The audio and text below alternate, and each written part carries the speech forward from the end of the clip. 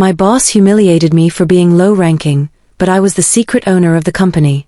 The fluorescent lights buzzed overhead, casting an unforgiving glare across the sterile office environment.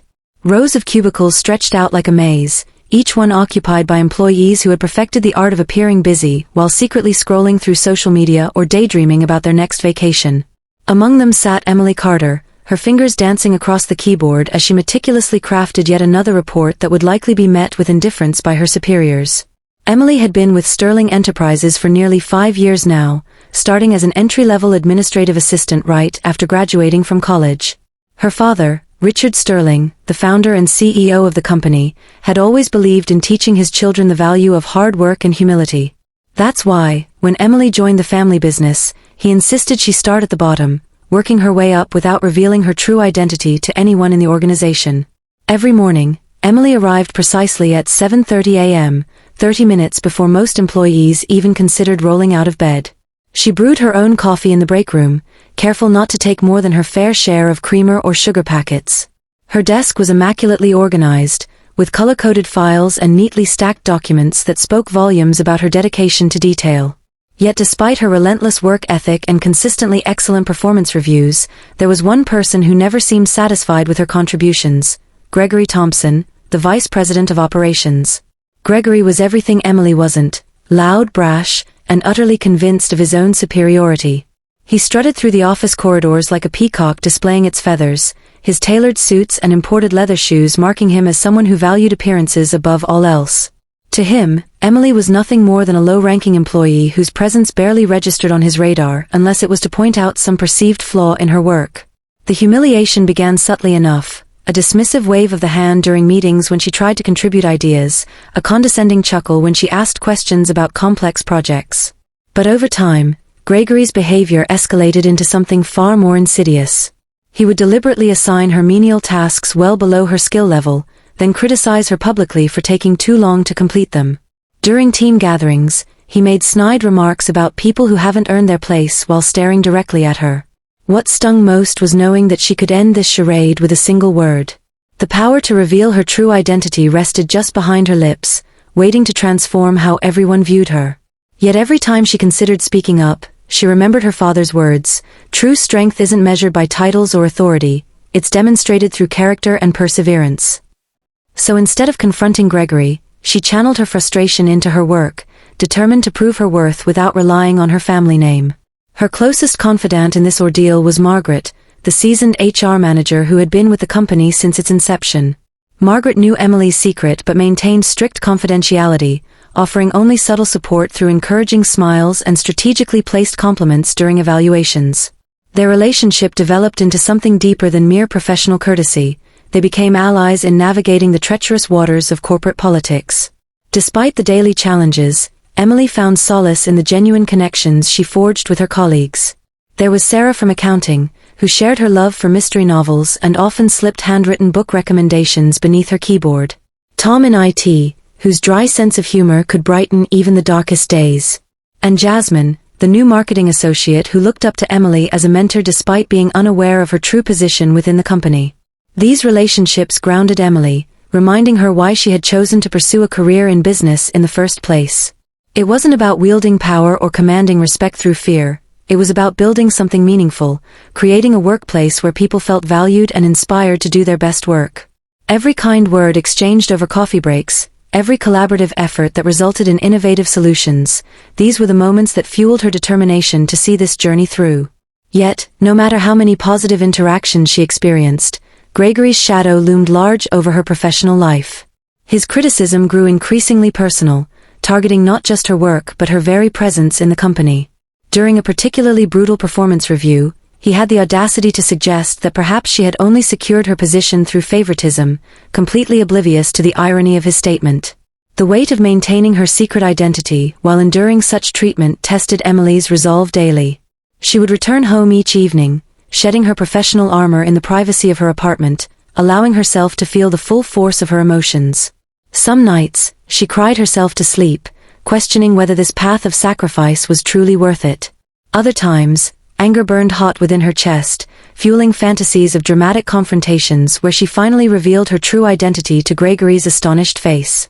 But through it all, She held fast to her decision, finding strength in the knowledge that she was learning invaluable lessons about leadership and human nature. Each insult hurled her way taught her how not to treat others when she eventually assumed her rightful place at the helm of Sterling Enterprises. Every moment of doubt reinforced her understanding of what it meant to earn respect rather than demand it through authority. The turning point came unexpectedly during a company-wide meeting focused on the upcoming merger with Technova Solutions. As Gregory droned on about synergy metrics and projected growth figures, Emily noticed something peculiar in the financial projections he was presenting. The numbers didn't add up. There were discrepancies between the official reports she had helped compile and the figures currently displayed on the conference room screen. Her heart began to race as she cross-referenced the data in her mind, piece by piece. The discrepancies weren't minor rounding errors, they represented millions of dollars in potential losses that could jeopardize the entire merger. Worse still, she recognized patterns in the altered figures that matched previous instances where company funds had mysteriously disappeared from certain accounts. Glancing around the room, Emily realized she wasn't the only one who had noticed the irregularities. Margaret's brow was furrowed in concentration, while several senior managers exchanged concerned glances. Yet no one spoke up, caught between their professional instincts and the fear of contradicting Gregory's authoritative presentation. In that moment, Emily understood the true depth of the challenge facing her. This wasn't just about enduring personal humiliation anymore, it was about protecting the legacy her father had built and ensuring the future stability of hundreds of employees who depended on Sterling Enterprises for their livelihoods. The weight of responsibility pressed heavily upon her shoulders, forcing her to confront difficult questions about when to maintain her cover and when to step forward as the company's secret owner. As Gregory concluded his presentation with a flourish, inviting questions from the floor, Emily felt a surge of determination course through her veins. She raised her hand slowly, her heart pounding against her ribcage like a trapped bird desperate for freedom. The room fell silent as all eyes turned toward her, some curious, others dismissive, but none anticipating the storm that was about to break. "Mr. Thompson," she began, her voice steady despite the turmoil within, "I appreciate the thoroughness of your presentation, but I believe there are some critical inconsistencies in the financial projections that require immediate attention." The room temperature seemed to drop several degrees as Gregory's face transformed from confident assurance to barely contained fury. "How dare you question my analysis?" he snapped, his voice cutting through the silence like a whip. "You're just an administrative assistant. What could you possibly know about high-level financial strategy?" His words landed like physical blows, but Emily stood firm, her years of preparation and hidden knowledge giving her the strength to push forward. Drawing a deep breath, she continued, "Specifically, the revenue projections for Q3 don't align with the actual sales data we've been tracking. Furthermore, the cost analysis appears to have omitted several significant expenses that were clearly documented in last month's reports." She paused, letting her words sink in before adding, "I worked extensively on compiling those reports, so I'm intimately familiar with the figures." A murmur rippled through the room as other executives began flipping through their copies of the presentation materials. Margaret discreetly nodded encouragement from her seat near the front, while Sarah from accounting visibly paled as she too spotted the discrepancies Emily had mentioned. Gregory's face flushed crimson as he struggled to maintain control of the situation. "This is preposterous," he declared, slamming his hand on the conference table. "Who do you think you are to challenge me in front of the entire management team? You should be grateful you even have a job here." His voice rose with each word, attempting to intimidate her back into submission. But Emily had reached her breaking point. Years of pent-up frustration, carefully cultivated expertise, and the weight of her true identity combined to forge a new resolve within her. "With all due respect, Mr. Thompson," she said, her voice carrying an authority that silenced the room, "these aren't mere suggestions or opinions. They're factual inaccuracies that could potentially cost the company millions and jeopardize the Technova merger. Would you prefer we address these issues now, or wait until they become public knowledge during the due diligence process?" The tension in the room became palpable as Gregory opened and closed his mouth several times, unable to formulate a coherent response. For the first time, cracks appeared in his carefully constructed facade of superiority. Several senior managers exchanged meaningful glances, their respect for Emily's courage evident in their expressions. Seizing the moment, Emily pressed forward, "Moreover, these aren't isolated incidents. Similar discrepancies have appeared in various reports over the past year. I believe it's time we conducted a thorough internal audit to ensure the integrity of our financial data moving forward." Her words hung in the air like thunderclouds, promising both storm and cleansing rain. The room erupted into urgent whispers as the implications of Emily's statements sank in. Even those who had previously dismissed her contributions now regarded her with newfound respect and curiosity. Through the chaos, Emily maintained her composure, knowing that this confrontation marked only the beginning of a much larger battle, one that would test not just her professional abilities, but her very identity within the company she secretly owned. As the meeting adjourned in a flurry of activity, with executives rushing to verify figures and schedule emergency audits, Emily remained seated, her mind racing with the gravity of what had just transpired. She had crossed a line today, stepping beyond the boundaries of her supposed rank and challenging the established hierarchy in a way that couldn't be ignored. Yet rather than feeling victorious, she was overwhelmed by the realization that her carefully maintained anonymity might soon come to an end. Margaret approached her cautiously, concern etched across her weathered features. "Emily, you've played your cards masterfully thus far, but this changes everything. People will start asking questions, digging deeper into who you really are and why you possess such intimate knowledge of company affairs." Her voice dropped to a whisper. "Your father's plan, it was meant to protect you, to give you time to grow without pressure. Are you ready for what comes next?" The weight of Margaret's words settled heavily upon Emily's shoulders. She thought about the countless hours spent proving herself through sheer competence, the friendships forged in authenticity, and the trust she had built with colleagues who believed in her abilities rather than her title. Revealing her true identity now would cast all those relationships in a different light, forcing people to question whether their connections with her had been genuine or merely calculated moves on her part. Sarah and Tom found her still sitting in the conference room, their faces reflecting a mixture of admiration and confusion. "Emily, how did you know all that?" Sarah asked, her voice trembling slightly. "Those figures, the patterns, it's like you've been auditing our books for years." Tom nodded in agreement, his usual casual demeanor replaced by serious contemplation. "It's complicated," Emily responded, choosing her words carefully. "Let's just say I've had a unique perspective on the company's operations." She wanted to tell them everything, to share the burden of her secret and explain why she had kept it hidden for so long. But the look in their eyes, equal parts respect and suspicion, reminded her that trust, once questioned, was difficult to rebuild. As news of her confrontation with Gregory spread through the office grapevine, Emily noticed a distinct shift in how people interacted with her. Former acquaintances sought her out for impromptu conversations, suddenly interested in her opinions about company matters. Colleagues who had previously dismissed her contributions now deferred to her judgment, seeking confirmation of their own analyses. Even Jasmine, her mentee, approached her with a mixture of awe and uncertainty, unsure how to reconcile her perception of Emily with this new reality unfolding before them. The emotional toll of maintaining her dual identity became increasingly apparent. Late at night, alone in her apartment, Emily wrestled with doubts about whether she had done the right thing.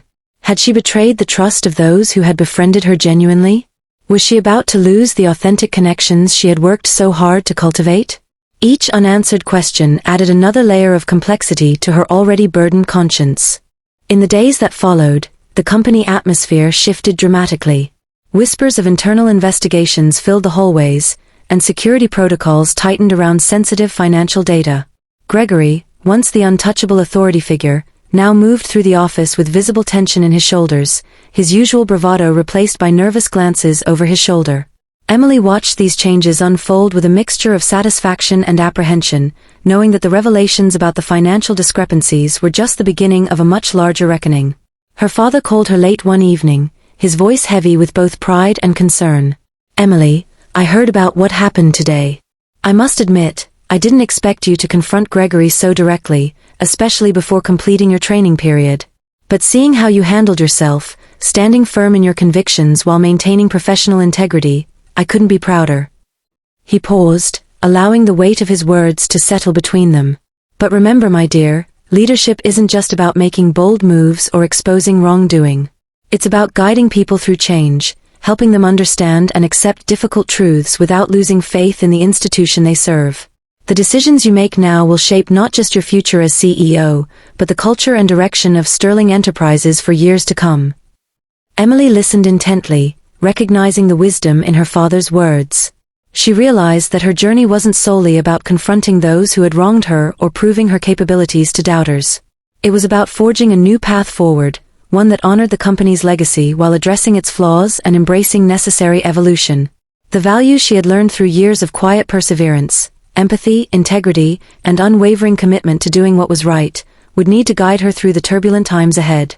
As she prepared for the inevitable confrontation that loomed on the horizon, Emily found herself reflecting on the transformation she had undergone. From the timid administrative assistant who had once cringed at Gregory's every word to the confident professional who had challenged the status quo, she had grown in ways she never anticipated. Yet the greatest challenges lay ahead, requiring her to balance the demands of leadership with the personal connections that gave her purpose. The investigation into the financial discrepancies progressed rapidly, uncovering layers of deception that extended far beyond simple accounting errors. Each new revelation brought both vindication and heartache, as trusted colleagues proved complicit in unethical practices, while others emerged as unexpected allies in the fight for transparency. Emily found herself navigating this complex landscape with growing confidence, drawing strength from the principles that had guided her throughout her journey. As the company prepared for an extraordinary board meeting that would determine the fate of several key executives, including Gregory, Emily stood at a crossroads. The time had come to decide how much of her true identity to reveal and when to do so. She knew that whatever choice she made would fundamentally alter the dynamics of Sterling Enterprises and redefine her relationships with everyone she had come to care about during her time undercover. With the weight of impending revelation pressing upon her, Emily took a deep breath, steeling herself for the challenges ahead. The story of her rise from anonymous assistant to secret owner was far from over, and the decisions she would make in the coming days would shape not just her own destiny, but the future of an entire organization that depended on her leadership and vision. As Emily stood on the precipice of revelation, her mind raced with the consequences of unveiling her true identity.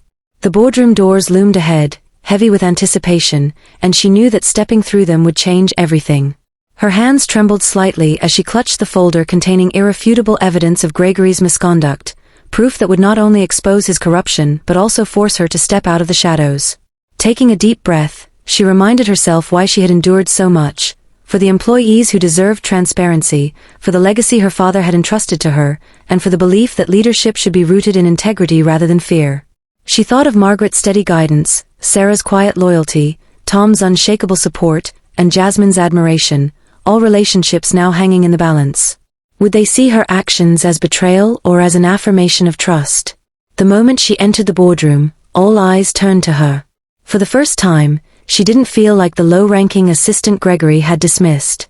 Instead, she felt the full weight of her authority and her responsibility. As she began speaking, her voice was calm but resolute, laying bare the truth about the financial discrepancies and Gregory's role in them. Gasps rippled through the room, followed by stunned silence. When she finally revealed her identity as Richard Sterling's daughter and the company's secret owner, the air seemed to crackle with disbelief. Some executives exchanged shocked glances, others sat frozen, processing the magnitude of her admission. Gregory's face turned ashen, his bravado crumbling under the weight of her words. Yet Emily didn't gloat or revel in his downfall. Instead, she focused on outlining a plan to restore trust within the company, a vision built on accountability, fairness, and collaboration. Her colleagues outside the boardroom waited anxiously, piecing together fragments of what was happening inside. When Emily emerged hours later, her expression gave nothing away. But there was a new aura around her, confidence tempered with humility. She gathered her team, explaining everything without pretense. There were tears, questions, and even some anger, but beneath it all was a shared understanding. Emily had fought for them, not against them. In the weeks that followed, Sterling Enterprises underwent a transformation. New policies were implemented, fostering openness and innovation. Employees no longer feared retribution for speaking up, and the toxic culture Gregory had cultivated began to fade. Emily worked tirelessly to rebuild trust, proving through her actions that she valued people over power. Gregory's departure marked the end of an era, but Emily refused to let bitterness define this chapter. Instead, she used it as a catalyst for growth, for herself and for the company. Though challenges remained, she faced them head-on, guided by the lessons she'd learned during her time in the shadows. One evening, as she stood alone in her father's old office, now hers, Emily gazed out at the city skyline. The journey had been grueling, filled with moments of doubt and heartache, but it had also taught her the true meaning of resilience. She wasn't just the boss anymore, she was someone who had earned respect not through title or privilege, but through perseverance and purpose. And as she flipped off the light, ready to face whatever tomorrow held, Emily smiled softly. This wasn't the end, it was only the beginning.